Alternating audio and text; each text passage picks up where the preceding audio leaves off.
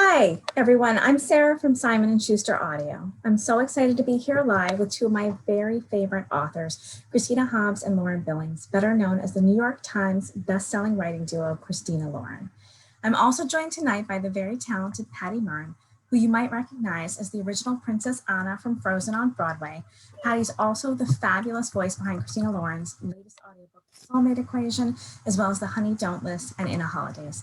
Thank you all so much for joining me tonight to talk about the Soulmate Equation audiobook. Yay, thank you, Sarah. And thank you for Patti for coming. We're so excited. I love talking. Thank you for having me. Yay! The audiobook is so good. I know I said it as soon as you got on, but I have to say it again in front of people. Like, it is so good. Thank you. Yes, you're amazing.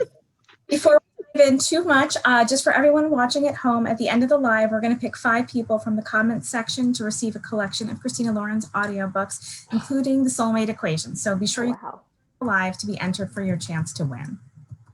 Awesome. That's a great giveaway. Yeah, seriously. Yay! Yay! You're here. I'm here. Oh my goodness. This is so exciting. I mean, okay, first of all, I feel like obviously, you know, people are like Christina Lauren, but unless they really dive deep, they don't realize that you're two people. Yeah. Who write one book together. Yeah. And I feel like I've heard a little bit about this, but I still want to know, like, how does that happen? I am in awe of people who write a book by themselves, but to collaborate on something that, like, I mean, you know, intimate and difficult, like what's your process? How do you do it? So the pandemic, so most people know we met writing fan fiction, which is super collaborative in itself. Everybody's reading each other's work and, you know, editing each other's work. So that has always sort of come natural to us. Usually we always do everything, like we always outline and stuff in person, but you know, the pandemic has messed that up a little bit. So we outline in person, and it's just fun to sort of throw ideas back and forth. There's just something magic that happens when we're like, and what if this, and what if this, and what if this? And there comes a point where we like look at each other and we're like, this is so much fun. I can't believe like we can feel like that we're excited about it. When we're on something. Yeah, when we're onto something. And then once we have sort of, you know, we outline pretty detailed, and even as we're writing, we'll go back and adjust our outline because there's 2 of us. So we have to always know the plan. And then we go back to our separate spaces and we write the chapters we're supposed to. We almost always write in order. And we have a schedule, like this chapter this week, this chapter this week. And as we finish, we upload them to Dropbox or however we're doing it at the time. And then at some point we combine them and hopefully it looks like a book. And it usually doesn't. Our first drafts are usually fast and loose. Yeah. And we just edit and edit and edit. Like, to anybody who's writing, you can write a good book, but great books really, really do happen in the editing process. Wow. But it's sort of like, it reminds me of like, it's like the high stakes version of like working out with your friends. You're like, someone else is holding me accountable. Yes. Yeah, totally. You know, and it is, and like you have the same buddy thing too, because like it's more fun to go to the gym with a friend. It's really fun to write with a friend. And I think, you know, writing as a profession can be very isolating.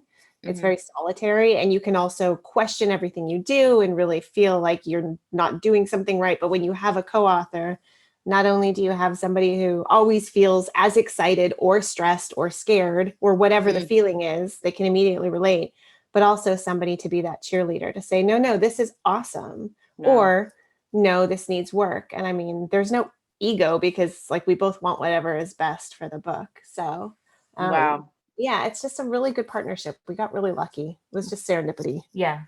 That's amazing. I mean, and to find someone also that you sort of have the same, like, I don't know, like vision, you know, because sometimes you're like, let's do this together. And then you're like, let's never do that together again. You know, but you guys have written. It's not just like a creative partnership, it's a business partnership too. So you have to make sure that you're on the same page with everything. It's somebody that you would trust with your finances, your personal, I mean, everything. It's so whenever someone asks us if, you know, what we think about co-authoring, we're always like, make sure that you would literally give this person anything because you will, you know. We're just all in each other's business. There's no boundaries. Yeah. No, she waxed my eyebrows last night. She was all up in my face. I did. It was amazing. So It's like, that's all I want. I know. I was like, this is really all I wanted for a year is for you to do my eyebrows. And I loved it. I loved every second. I just literally kicked my camera. That's how bad you want it. So how would you say, like, who comes up with, or does one of you come up with the idea? Do you sort of have brainstorm? Is it like this one specifically, the soulmate equation? Like how did that come? How did that generate in your brains? This one was actually, and most of them are really collaborative. Like they usually come about from us having a conversation where we're just kind of like bouncing ideas around, and then it starts to really snowball more. I think we had both been following the Theranos scandal, which is that blood testing company, right? Oh. And the book Bad Blood by John. I read that book. I watched the documentaries. Right? Obsessed. It's fascinating. And of course, there's nothing romantic about that. And there's nothing as sort of dire and evil that's happening in this book at all. But I think the idea of a high stakes small biotech startup was really, there's a lot of tension kind of built into that. You know, people, especially in this case, because so the premise of the book is basically Jess is our main character. She's a single mom. She doesn't have any interest in dating. And River is this sort of regular at the coffee shop she goes to. He's kind of the grumpy, shy, you know, scientist. And she finds out that he's starting up a DNA dating app where they say they can find your soulmate based on your DNA. And Jess is a scientist. She's a statistician, and that's the way to hook her, right? That's how she gets interested. So she agrees to go and do this test. And she finds out, lo and behold, that she and River match. So, you know, when we were talking about, and they match at this sort of unprecedented diamond level, 98% compatibility. And so when we're talking about the stakes in a biotech where there are investors, this company is just about to go public, you know, she's not sure if she trusts that he is going to actually have sincere feelings for her, or he wants it to look like he does because it looks good for the company. And so I think, you know, when we started thinking about that from a romance angle, it was kind of fun to play around with the business piece and the science piece and the kissing piece and all of it. It was just really fun. And also the prospect of how, just like with Theranos, this technology could change like life, everybody's life, whether it be a single drop of blood that can kind of tell you everything, you know, about yourself, or in this case, a soulmate, you know, through your DNA, but also, you know, it doesn't have to be romantic. It could be, you know, your doctor who's taking care of your parents, you know, who's taking care of your kids, the friend that you are the most compatible with. Yeah. Which also leads me to the question, because I had this question when I read it for the first time and the second time and the third time. I was like, would I take this test with my husband? Like, who I already am married to and deeply in love with and have a baby with. Do you guys think that you would, if this became available, would you, now that you're obviously in like solid partnerships with children and everything, do you think that, would you like? I don't think I would. I mean, I think I trust that my husband and I are compatible and happy and all of that stuff. But I think, you know, I'm going to trust in that. I think if I was single, I would totally do it in a hot minute. I would do it.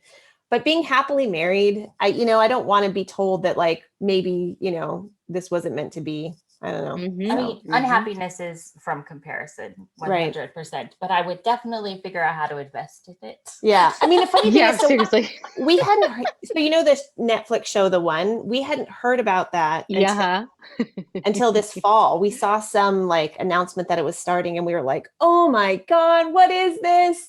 And because we already had like advanced reader copies out, you know, but it's of course nothing like in that one. The premise is that they found the gene, right? The soulmate gene. Soulmate. Yeah. And it's much more sort of sci-fi, like it's a thriller. Yeah, thriller-ish. And in that case, like people get it tested and then it breaks up marriages, and it's like, you know, people question their sexual identity. And I think, you know, in a lot of ways, like that's such an interesting question. And that is obviously the thriller version of this technology, right? So I'm so glad that is out there. And it's also fun to think about like the love version of it, where people just fall in love and it's like, doesn't break up marriages and, you know. Yeah, absolutely. I know. I was like, no, nope, nope, nope. You know what? I'm good. Ignorance is bliss at this point. You know, it's like I love science and I trust in science, and that's exactly why I wouldn't want to take Yeah. it. So I feel like no matter what came back, I'd be like, whoo. Yeah. So, but you're right. If I was single, I'd be like, absolutely. Why Yeah. not? Where do Yeah. I sign? Give me this. Seriously. Yeah, definitely. Definitely. Yeah, I mean, I would be fizzy. I would be like, give me all the options. I know. Matches. I also loved that part of it, that there's a friend who literally is sort of the opposite of her, who's like, let me anyone I match with at any level, even if it's Yeah. literally like you won't like each other. She was like, give me all the dates. But I also love that she does it too from a sort of curiosity romance writer standpoint, where she's like, I want to see if I can feel a difference. Like, what does a base match feel like? What is silver? What is gold? You know, it's like, Yeah. I think I would do that too, but I mean, who has time, eh? Just give me titanium or higher, but fizzy has time. I know, it's right? fine. Yeah, It's seriously. It is research. Yeah. Yeah. It's I know in my dating days I was definitely like a sort of like, yes, like I was sort of like a say yes to everything kind of thing. So Yep. yes. That Now we definitely protect our time more, don't we? yeah. Yeah, I have no time. This is yeah. Yeah, but it's I was gonna say this is my third audiobook for you guys. Yes. This is my third. It is. Yes.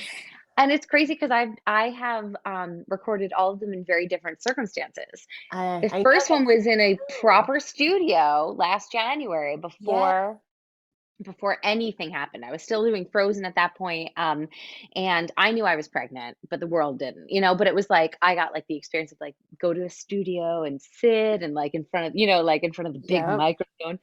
And then the second one I did, I believe when my daughter was 4 weeks old. Oh my gosh. Yeah, but it was like our first attempt at like, this is our home studio that we're doing. This is where we are. And then this one is sort of the much improved home studio, but just sort of like different, I've done a lot more. And so this is when I feel like I don't know, I feel like I sort of, because I had done I knew my process, I had gotten sort of a process down and whatnot. Which is so funny in a way, because like, okay, well, they're all amazing. And you've done other audiobooks as well, but The Honey Don't List, you narrated with John Root, and it was nominated for an Audi Award, which is a big deal. That's like the big awards for audiobooks. So that's huge. And congratulations on that nomination, because that's amazing. Thank you. Right back at you. But, and then In a Holidays is just this beloved audiobook. Like, people lost their minds for it. They love lost their minds.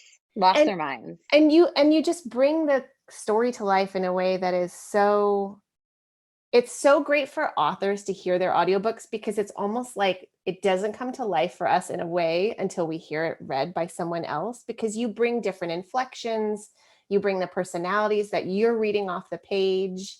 And it's really amazing. So like, when you're reading a book, how do you prepare to start? What's your process for preparation? So I read it, I mean, before anything happens. And so this is like the thing I was talking about, like over time, the first time when I did Honey Don't List, I read it and then went in and was like, okay, all right. Cause I was still really sort of like feeling things out, and like, I really cannot thank you guys enough for trusting me with that, because it was my very first audiobook. And like, I think we begged was, you. I don't know. I feel like the begging was mutual. So much as begging you. I feel like it was mutual.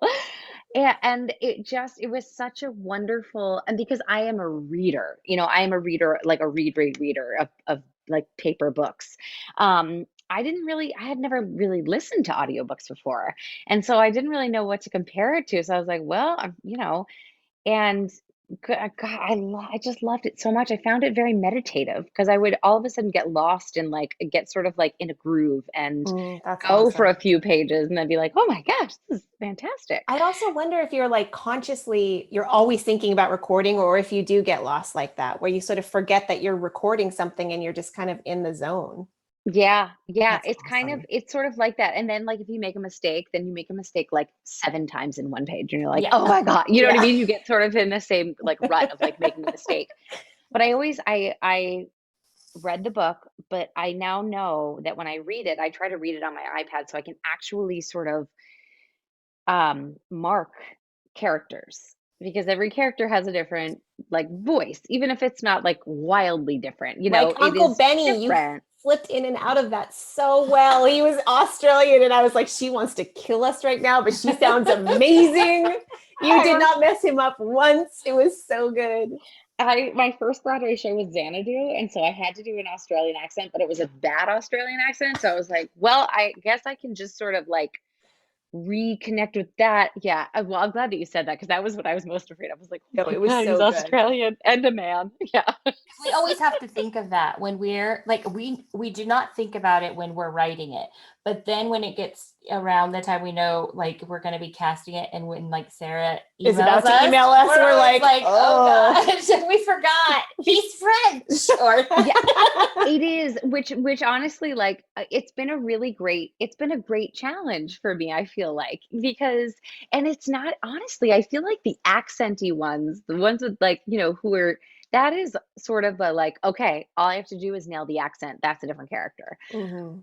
But like, having different male characters, obviously men are the hardest, because I'm like, I'll just do like a deep voice, like there's like my smart deep voice, and there's like my dumb deep voice. And So it's like Andrew and Theo.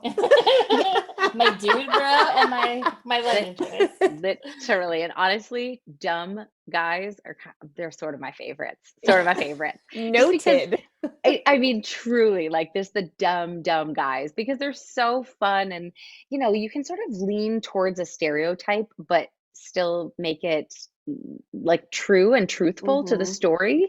But that's also what I love about how you guys write, and all three of the female leads that I've been able to voice for you, is that like they're the center, they're the moral center, and they're the center, and but they're never boring. They're always so quirky, and they talk in the same way that I talk in real life. I think I know other people talk in real life. So it's almost like when you guys put your words on the page, you don't like dress it up.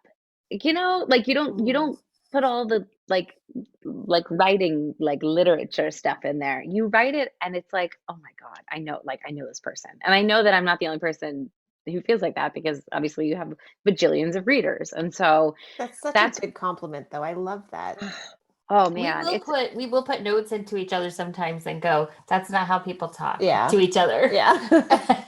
It helps if we read our dialogue out loud, because sometimes it doesn't sound like the way people would say things. Exactly. That is, I think, some of the difference between like one of the huge differences, just between like reading a book and really relating to it, and sort of reading a book and kind of like, skimming over it. I mean, like, yeah, that was great. But it's been that way for all of yours. It's Josh and Hazel is one of my, still like, when everyone's like, I need like a book that's really fun, and I'm like, this one, it's fun, but smart.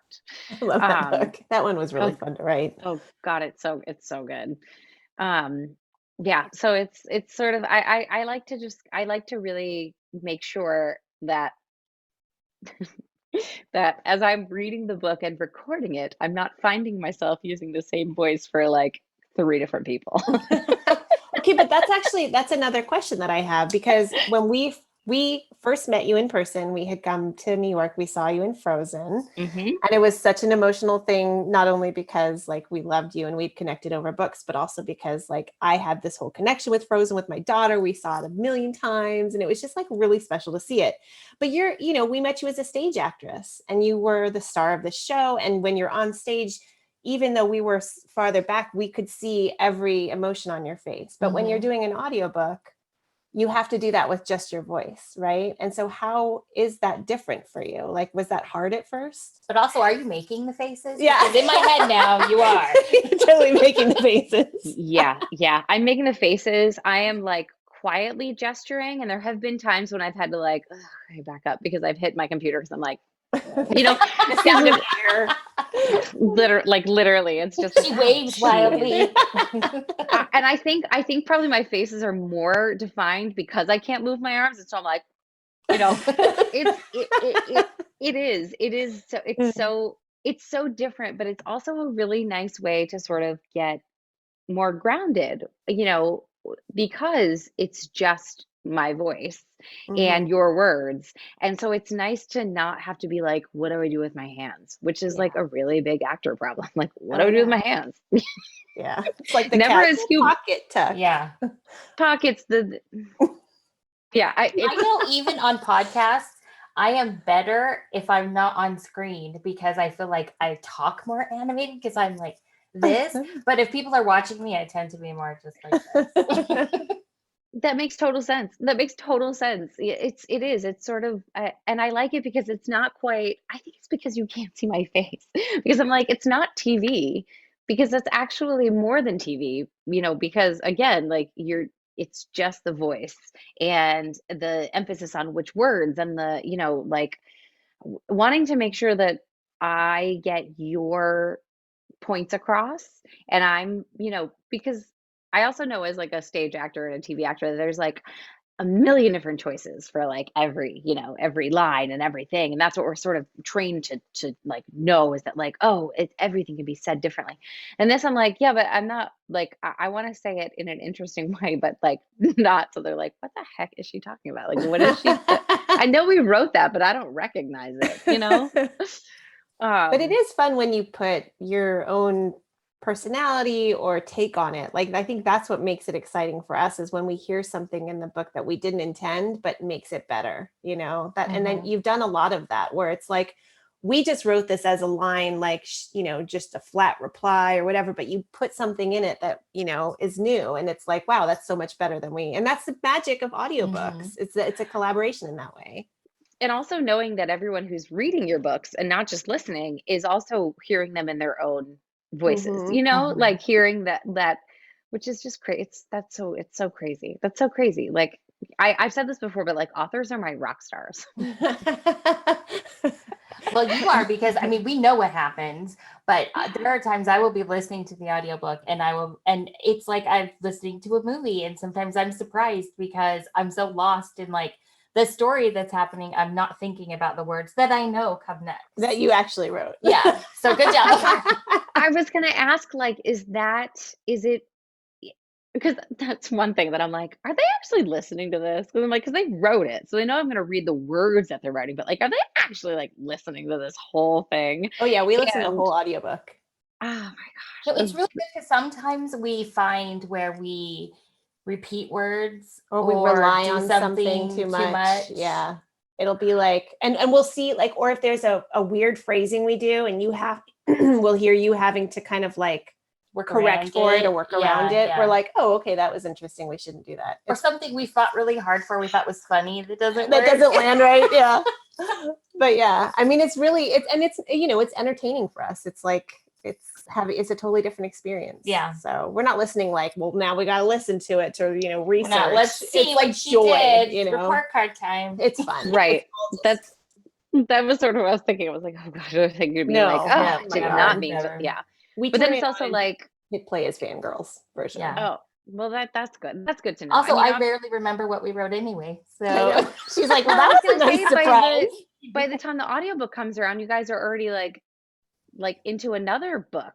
And so you're already sort of like in another world. And so it's probably nice, like, when you're like gearing up for your books to be released, whether it's audio or like an actual like physical copy, like it must be nice to sort of revisit and be like, totally. Oh, yeah. Oh, totally. And also a lot of times, and I don't know if this is true for every writer, but you write a book and you finish and it's sort of this fugue state. Like you don't totally remember how you got it done, but you just know that you did. It's like giving done. And so, listening to it again is kind of it is fun to revisit because it's like, oh yeah, we actually did the thing. Like this is a thing that we did, even if we don't remember all of it, especially during the pandemic, but like, we did it. We wrote a book. Right. Or when we think we can't do it again. Yeah. Sometimes we go back and remind ourselves that we did do it at one point. 27 times, but yeah. I was going to say a lot of times. Yeah. Yeah. So out of the 3 characters you've done, because you did Carrie from Honey Don't, May from In a Holidays, and Jess. Jess. See? The soulmate equation.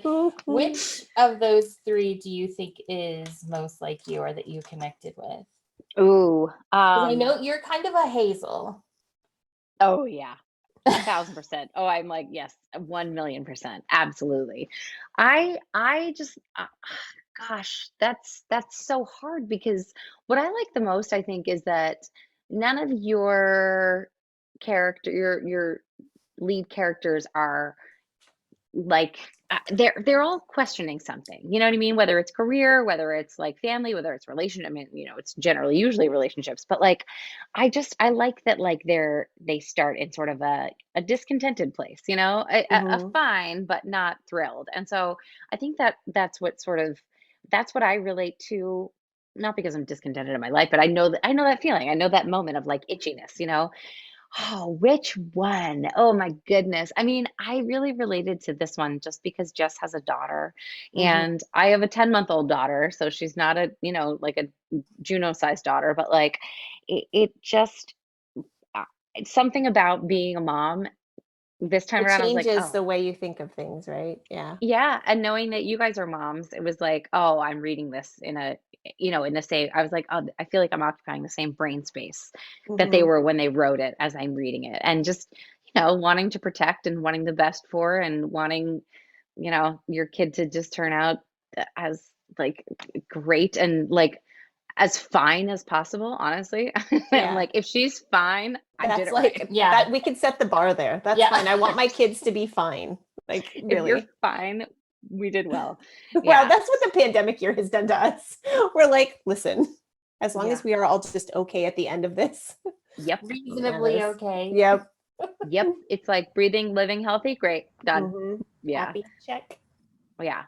You guys are doing such a great job. I wanted to remind everybody that we're going to be wrapping up soon. So if you haven't liked and commented on this, be sure you do so you can enter for the sweepstakes. And I actually wanted to ask one question for Christina and Lauren before we get going, which is you guys have created so many memorable female heroines between Chloe and Jess, and they really seem to have evolved. And I think what Patti was just talking about just now about adding Juno, adding the parents, adding the financial struggles, adding the pride she has in her work, which many of them have had, I think, in the past. How have your female characters, like, how have they changed in the last almost decade that you've been writing? It's interesting because I think if we were going to write Beautiful Bastard today, there would be a lot of things that we would change about that book now, particularly in 2021 versus 2012 when we were editing it. But I don't know that we would change Chloe all that much. And I think, she is like she is our first ball buster, strong female character. I mean, the book is called Beautiful Bastard, but Chloe is absolutely in charge. And so, I think we might flesh out her world more. We might want to know more about her family, why she chose the career that she did. What does she do outside of work, other than Bennett? Sorry, that was so So you bad. need a wingman next time. But honestly, I think like what we've tried to do in our books is we wanted to get better every book, but we wanted to make their worlds bigger. We wanted to show women existing in bigger spaces than just the smaller spaces that we had them in before, which were mostly stories that were focused on love and sexual relationships, which I'm not knocking anything about that. I love those kinds of books. But we wanted to start to see how all of these different layers of a woman's life affect the kind of decisions that she makes about relationships.